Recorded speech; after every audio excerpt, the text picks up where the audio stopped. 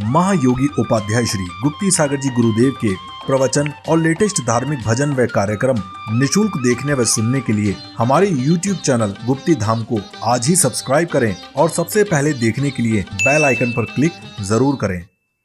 नमः सिद्धेभ्यः। ओम नमः सिद्धेभ्यः। ओम नमः सिद्धेभ्यः। सन्मति को मम नमन हो, मम मति सन्मति हो। सुर नर पशु गति सब मिटे, गति पंचम गति हो। जय बोलिए विश्वबंधु भगवान महावीर स्वामी की, पार्श्वनाथ भगवान की, संत शिरोमणि आचार्य गुरुवर श्री विद्यासागर मुनिराज की।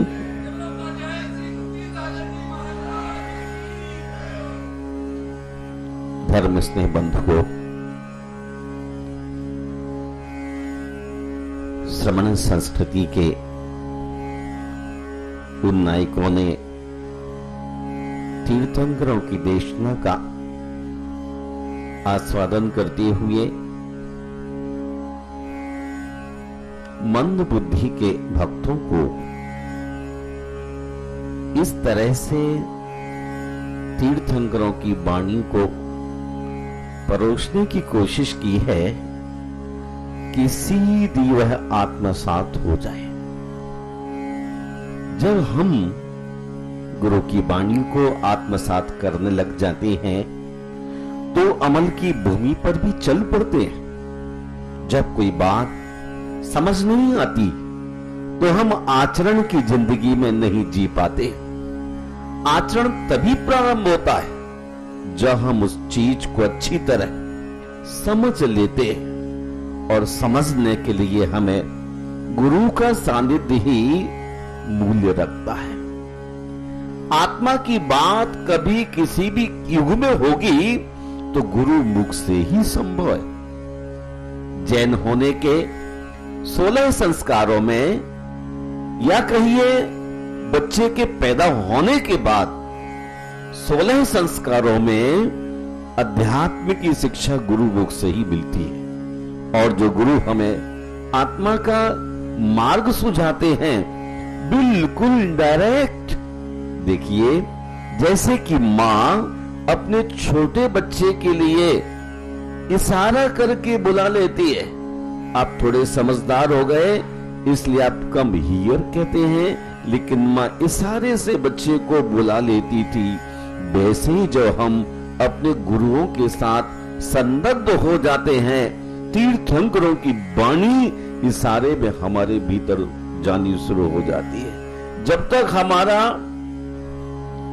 कांटेक्ट, संबंध, रिलेशन अपने पूज्य पुरुषों से नहीं होता है, तभी तक लगता है कि अब हम कैसे बात करें। महावीर भगवान की प्रतिमा बोलती नहीं है, तभी तो नहीं बोलती है जब तक हमारा उनके साथ संबंध नहीं होता है। महावीर स्वामी बिल्कुल साक्षात बात करते हुए नजर आते हैं, और हमसे कोई मिस्टेक होने पर वो तुरंत ही आंख दिखा देते हैं कि आपके योग नहीं है। समझदार के लिए सारा काफी होता है, और हम उनकी बात को अमल की भूमिका में ले आते। अमल से जिंदगी बनती जन्नत भी जहन्नम भी।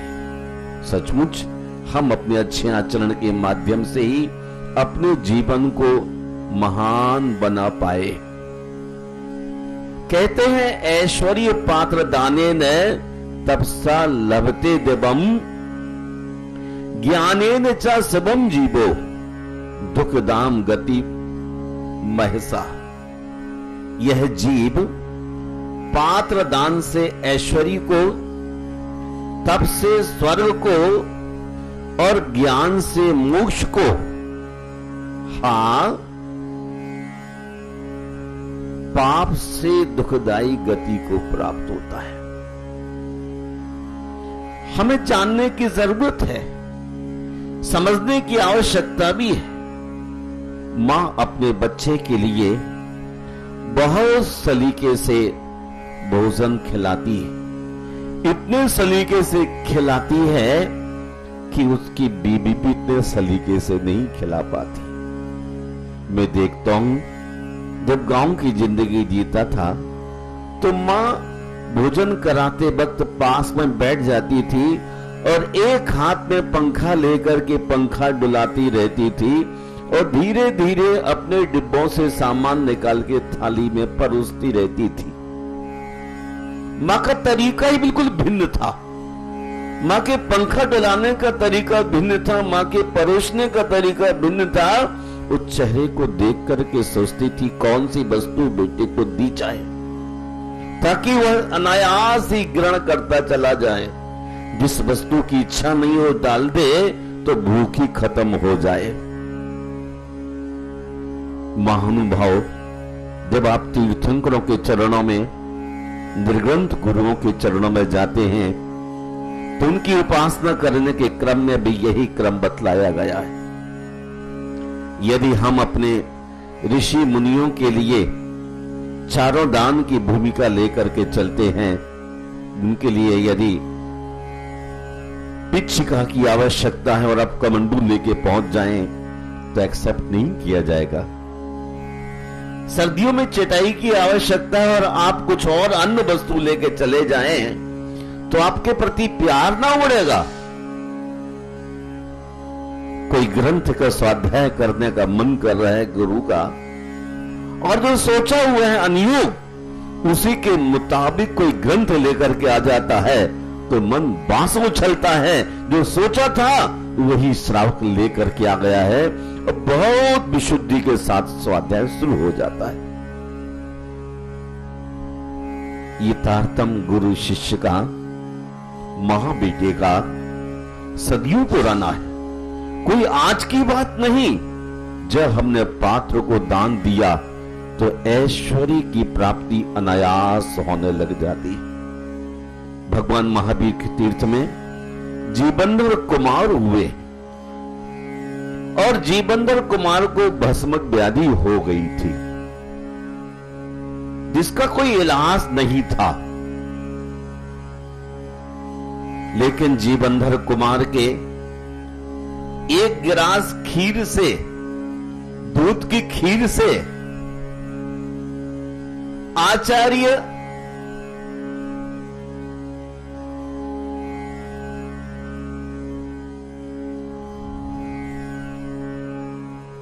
महाराज का,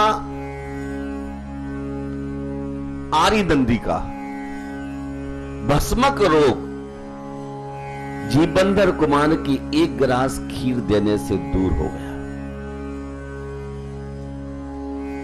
भस्मक रोग आरिनंदी आचार्य को था, जीबंदर की एक अंजुली दूध की खीर से उनका रोग ठीक हो गया और एक अंजलि खीर से लेने के बाद उसके प्रति उनका श्रद्धान कितना बढ़ा। बरसों बीत गए, रोग ठीक नहीं हो रहा था, लेकिन ये दाता बहुत ही श्रेष्ठ है, बहुत ही श्रेष्ठ है, पुण्यवान है। इसके हाथ की एक अंजुली खीर ने भस्मक व्याधि को दूर कर दिया। ऐसे उपकारी के उपकार को कैसे भूल सकते हैं। आरिनंदी महाराज के मन में उसके प्रति श्रद्धान होना स्वाभाविक है। कोई माँ बच्चे के लिए सुंदर पकवान खिलाती है तो बेटा उछलता रहता कि माँ कितना ख्याल करती है। और जब आप श्री गुरुओं का ध्यान रखते हैं तो गुरुओं का भी आपके प्रति श्रद्धान श्रावक की भूमिका के मुताबिक बढ़ता ही रहता है। उन्हें किसी और चीज की आवश्यकता नहीं है। यही आहार दान के माध्यम से साधु का जीवन साधना में लगा रहता है। आहार दान के माध्यम से वह अपने संयम को बढ़ाता रहता है। आहार दान के माध्यम से घंटों घंटों दिन दिन तक ध्यान में डूबा रहता है। आहार दान के माध्यम से बड़े बड़े उपवास करने की हैसियत जागृत हो जाती है। मैं आपसे कहना चाहता हूं, ये आहार दान के माध्यम से ही हम अपने सीढ़ी गुरुओं की विनय कर पाते हैं। अगर शरीर कमजोर हो जाए तो घिसट घिसट के आप भगवान को नमोस्तु भी न कर पाए। शरीर में जब अन्न जाता है, वह अन्न आपके लिए विनय के मार्ग पर, दया के मार्ग पर, संयम के मार्ग पर, नीति न्याय के मार्ग पर, श्रेष्ठ मार्ग पर आपको लगा देता है। और इसलिए कहते हैं मुनि और श्रावक दोनों ही दान के माध्यम से मोक्ष मार्ग को चलाते हैं।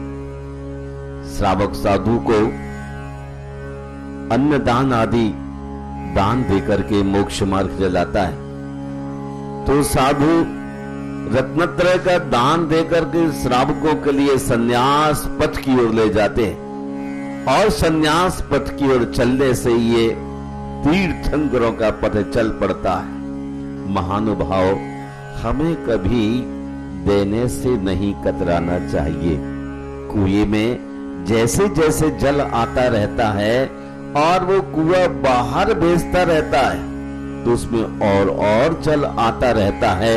यदि कुएं से जल ना निकाला जाए तो स्रोत अवरुद्ध होने लग जाते हैं। इसलिए बार बार कहते हैं कि आप अपने कुएं का जल निकालते रहिए, और वो जल निकलते निकलते कुएं के स्रोत सुंदर रहेंगे और मधुर से मधुर जल ना जाने कहां कहां से आकर के अपने पिपासुओं को संतृप्त करने लग जाता है। जितने अपने पिपासुओं को, इच्छुकों को मधुर चीज दी जाती है और खुश होते हैं, तो प्रकृति भी उनके लिए श्रेष्ठतम चीजें परोसनी शुरू हो जाती है। और एक बात और कमाल की देखिए, देने से मनुष्य का रिस्पेक्ट बढ़ता है। किसी आदमी को आप नमस्ते कर ले, जय जिनेंद्र कर ले, तो सामने वाला भी आपके लिए जय जिनेंद्र नमस्ते करता है और आपका कद बढ़ना शुरू हो जाता है। एक दूसरे को सम्मान करने की प्रक्रिया हमारे देश में प्राचीन काल से रही है। पुत्र पिता के चरण छूता था, पत्नी पति के चरण छूकर के आशीर्वाद लेती थी, शिष्य गुरु के चरण छूकर आशीर्वाद लेता था और अपने जीवन को आगे बढ़ाने के लिए अंजाम देता रहता था। आज जब से चुंबन की प्रक्रिया प्रारंभ हुई है, तब से मनुष्य के अंदर वो तमाम संस्कार निरस्त हो गए, दूर हो गए, कट गए। आज केवल दिखावा रह गया। हमें अपने उन्हीं सारे मामलों को समझ लेना है कि जीवन विकास की ओर कैसे जाता है। हम किसी व्यक्ति को इज्जत देते हैं तो आपको इज्जत मिलती है। किसी व्यक्ति के लिए आप भोजन देते हैं तो आपने अपने ऐश्वर्य, अपना ठिकाना तय कर लिया। देने से आपने अपनी ऊंचाई बढ़ाई है। आप ये मत सोचिए मेरा चला गया, आपने कई गुना रिजर्व कर लिया, कई गुना। आप किसी भी स्थिति में अब परेशान फ्यूचर में होने वाले नहीं है। और वर्तमान में भी गिरी सही रास्ते चलते हैं तो हमारी असाता साता में बदलती चली जाती है और हम दुख के दिन भी सुख के रूप में गुजार देते हैं। महानुभाव, जिनके चित्त में लोभ ने आकर के शासन कर लिया है, उनकी जिंदगी बड़ी खराब होती है। माया दीनी सूम को ना बितरे ना खाए। सूम अर्थात लोभी आदमी ना तो अपने आप पर खर्च कर सकता है और ना अन्यों के लिए वो भेंट कर सकता है, क्योंकि लोभी आदमी का ऐसा ही चरित्र है। लेकिन जो उदार मना होता है, उसके पास नहीं होने पर भी सोचता है कि दूसरे का हित कैसे करूं। दूसरे के हित करने के लिए वह हर संभव कोशिश में लगा रहता है। और आप ये बात नोट कर लीजिए, जैसे जैसे जैसे कुएं से जल निकल रहा है, वैसे वैसे जल बढ़ता हुआ जा रहा है। जैसे जैसे आप दान का हाथ आगे बढ़ाते रहते हैं, वैसे वैसे आपके यहां वैभव बढ़ता हुआ नजर आता है। बस दृष्टि का फर्क है। हम यदि सरल मन से, पवित्र मन से दान देते हैं तो हमारा वैभव बढ़ता रहता है। क्रोध, मान, माया, लोभ, कसाय के साथ अगर दे भी दिया तो आपको रिटर्न गिफ्ट होने में बड़ा कष्ट, परेशानियां झेलने पड़ती है। मां की तरह हमें देने का भाव बना के चलना चाहिए। जो व्यक्ति सदैव देता रहता है, दोनों हाथ से निकालता रहता है, वह व्यक्ति हमेशा ही प्रसन्नता का अनुभव करता है। माताएं यदि अपने बच्चे को दुग्ध ना पिलाएं तो उनकी छाती फटने लग जाती थी। शरीर में इतना दूध का निर्माण होता है बच्चे से प्रेम होने के कारण।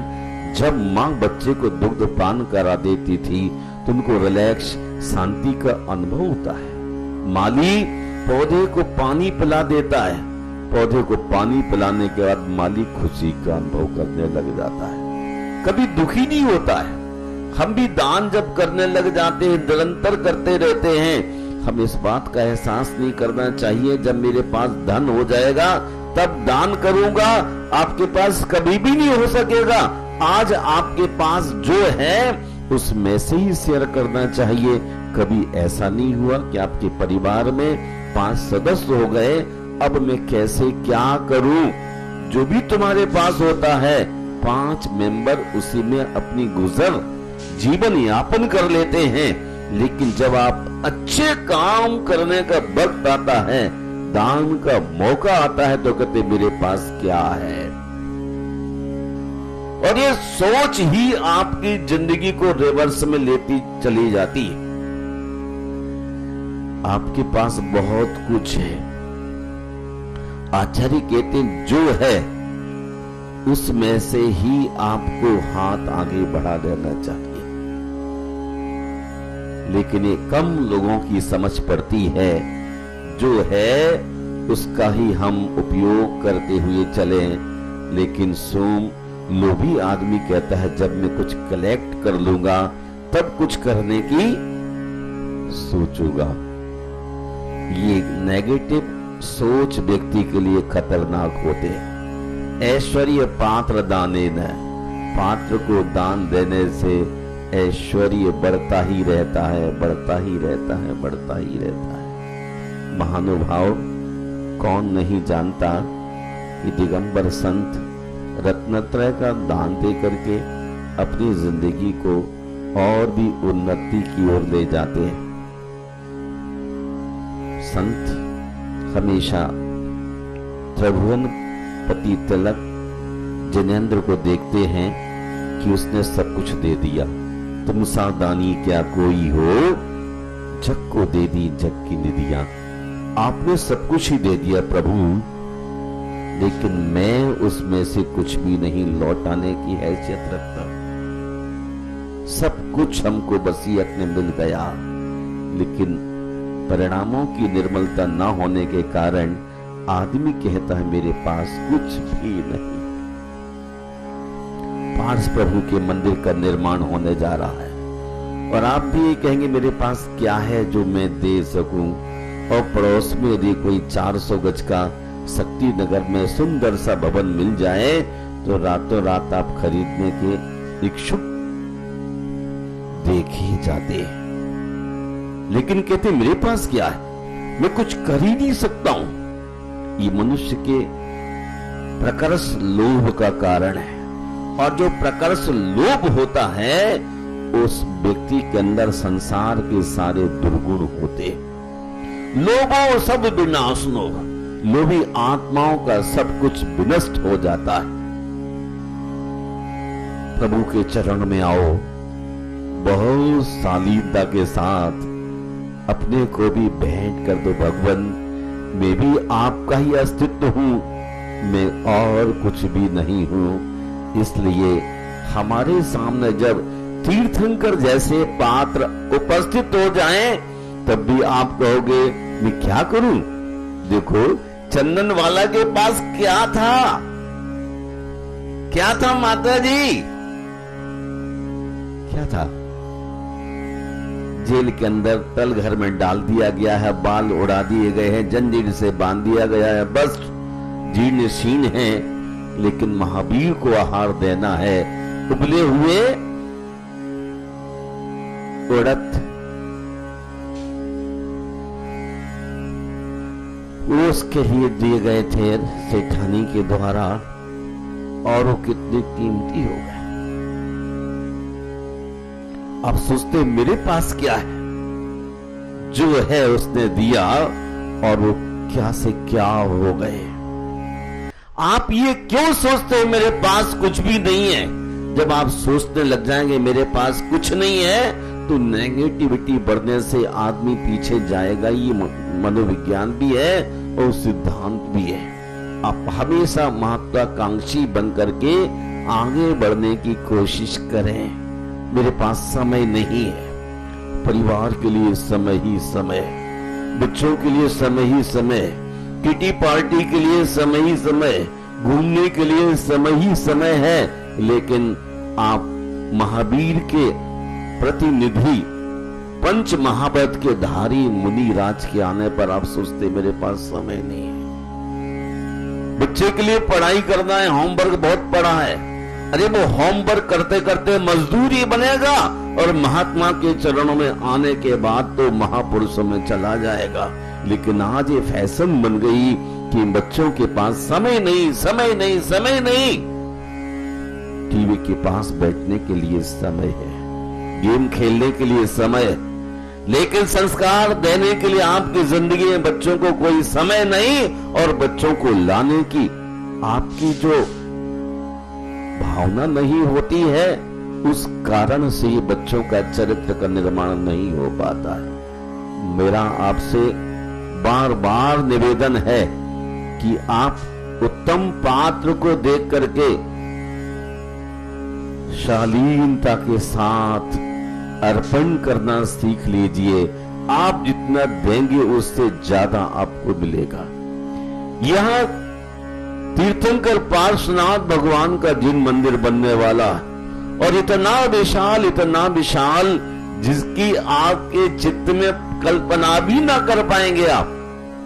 इतना भव्य और विशाल जिनालय जब बनने को जा रहा हो, तो आपके लिए पूरी उदारता के साथ जो आपने जिंदगी भर से कलेक्ट कर रखा है, उसमें से अगली जिंदगी के लिए आप किसी साहूकार के पास जमा कर दीजिए। और इनसे बड़ा साहूकार कौन होगा? इनके पास जमा किए तो अगली जिंदगी में आपको सब कुछ मिल जाएगा। और यदि लोक में किसी व्यक्ति के लिए ट्रस्ट करके जमा कर दिया तो वह खो भी सकता है। मेरा यही निवेदन है कि विशाल जब जिन बिंबों का स्थापन का समय आ रहा हो, तो अपने घरों में डिस्कस कर लीजिए, और चर्चा करने की जरूरत भी क्या है। जो हम आप जैसे तीर्थंकरों को अपने हृदय आसन पर विराजमान करना चाहते हैं, तो हमें तो बिना सोचे ही विराजमान कर देना चाहिए। जैसे ही तीर्थंकर आपके द्वार से गुजरे, तो आप ये सोचोगे कहां बिठाऊं उनको? मेरे घर तो कोई जगह ही नहीं है। दिल के सिंहासन पर प्रभु को बिठा लेना। हे पार्श प्रभु, मैं अपने दिल के सिंहासन पर आपको बिठाऊंगा। आप ऐसे कभी सोचते हैं भाऊ जी क्या? प्रभु दिल के सिंहासन पर बिठाऊंगा आपको छोड़ने वाला नहीं हूं। वो कितना भक्त होगा, कितना समर्पित होगा, कितना उसके मन में तीर्थों के प्रति श्रद्धान होगा। यही श्रद्धानी उसके लिए ऐश्वर्य प्रदान करने वाला होता है। लकड़हारा अपने पुण्य के योग से राजा के यहां पुत्र हो जाता है। लकड़हारा एक जून का भोजन भी नसीब नहीं होता जिसको ठीक तरह से,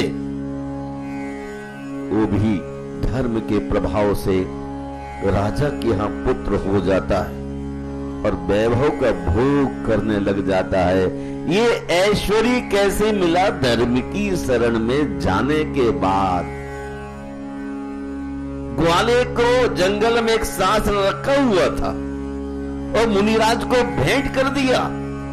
वो कोंडेस ग्वाला था, एक शास्त्र मुनिराज को भेंट किया। वो क्या हुआ? वो कोंडेस ग्वाला आचार्य कुंद हो गया। आप सोचिए तो, हम जितने निर्मल भावों से पात्र के लिए वस्तुएं भेंट करते हैं, उतने ही हमारे जीवन में उन्नति के द्वार खुल जाते हैं।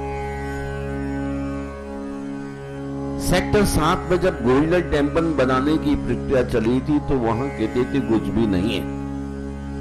वास्तव में बाहर से कुछ भी नहीं दिखता, लेकिन जब माताओं के पुरुषों के दिलों में श्रद्धा जागता गया, सब लोग विशालता का परिचय देते हुए चले गए। और आज मैं शक्तिनगर में रूपनगर के बीच यहां बैठा हुआ राणा प्रताप में देखता हूं कि आपके पास किस बात की कमी है? आपके पास किसी भी चीज की कमी नहीं है। कमी है तो किसकी है? दिल की कमी है। किसी को अपने पति से पूछने की आवश्यकता नहीं है और किसी आदमी को पत्नी से पूछने की आवश्यकता नहीं। सबके अपने अपने बैंक हैं, सबकी व्यवस्थाएं हैं, लेकिन एक ही चीज की कमी रह गई कि आपके पिछले पाप का उदय होने के कारण सामने एक अच्छा निमित्त होने पर भी आप अपने द्रव्य का उपयोग नहीं कर सकते।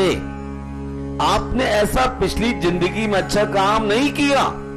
अगर किया होता तो आप खुल करके दोनों हाथों से कहते नहीं, पार्स प्रभु का जिन मंदिर का निर्माण होने जा रहा है, हम सबसे पहली पंक्ति में होंगे। क्या मालूम जान निकल जाए, जीवन खत्म हो जाए। सबसे पहली पंक्ति में आदमी उछल के चला जाता है और वही व्यक्ति शादी से पुण्य को कमा पाता है।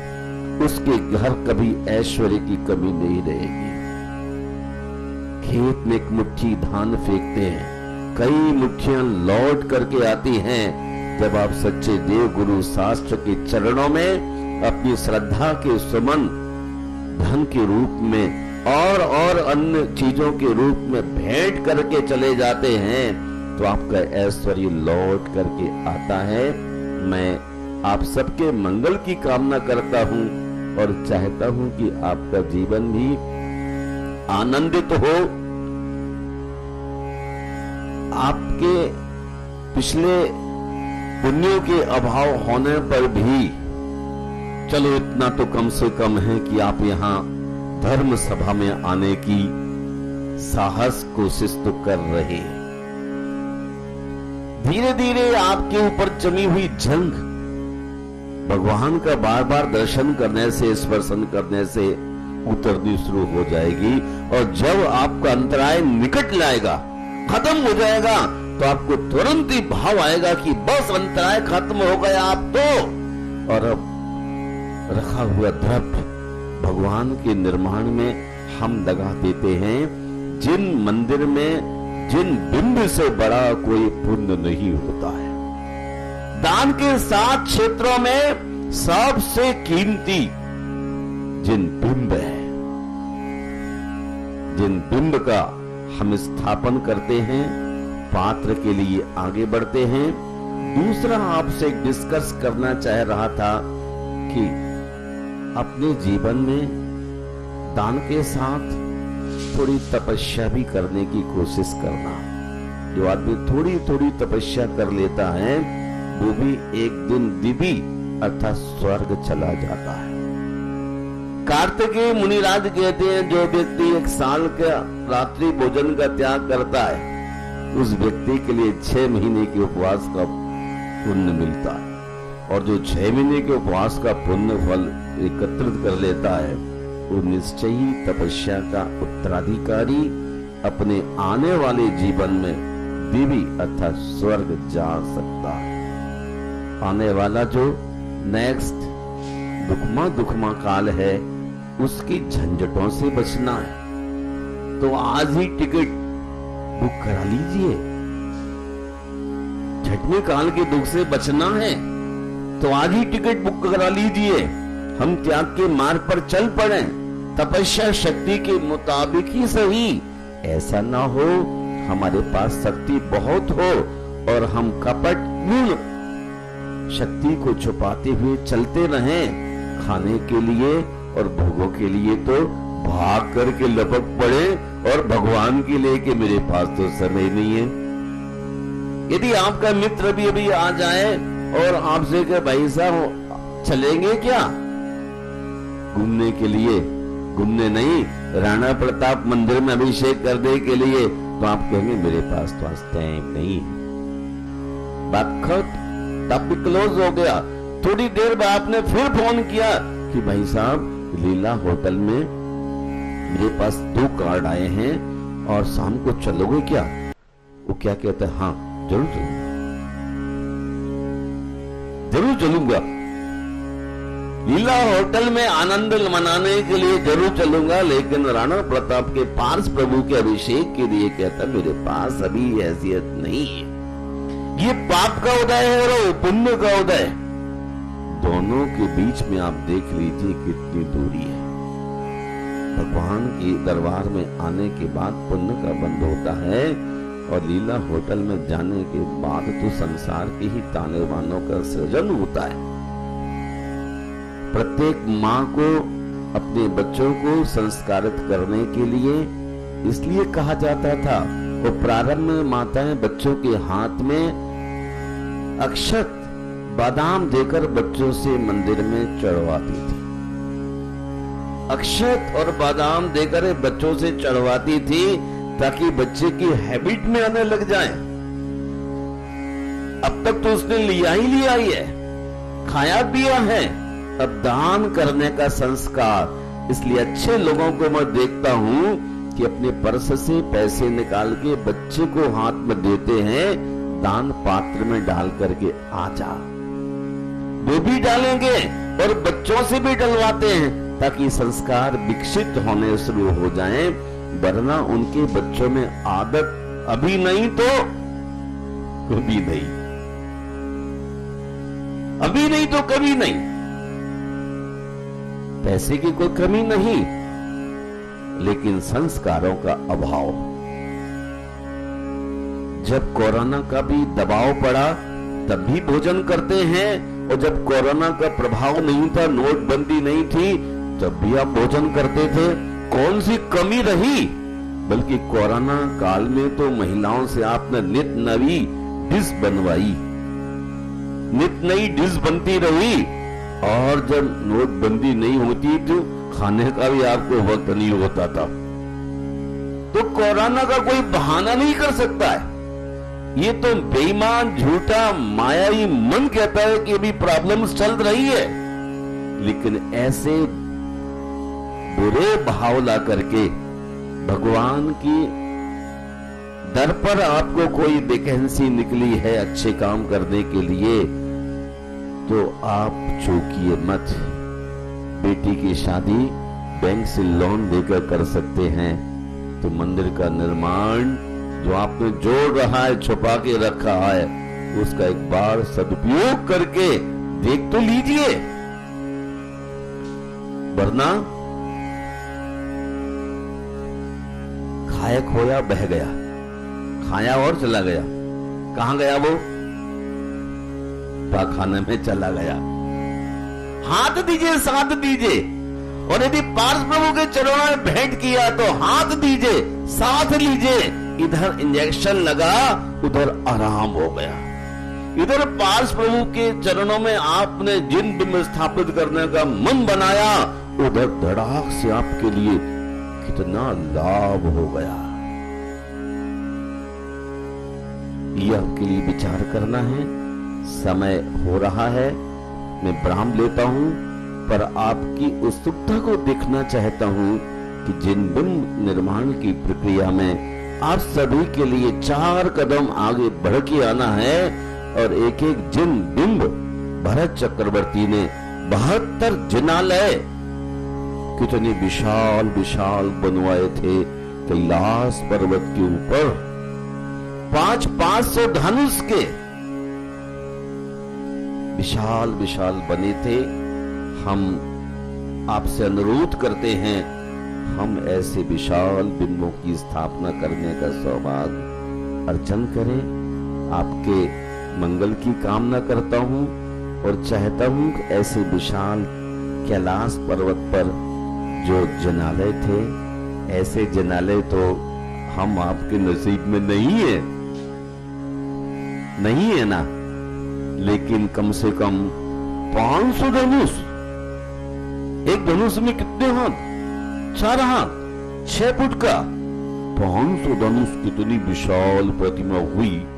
हम तो मात्र 31 इंच की आपसे कहते हैं अष्ट धातु की बहुत बेहतरीन पूर्णतः बीतराग बिंब स्थापित करके उन चरणों में प्रतिदिन आने की आप अपनी आदत डालें।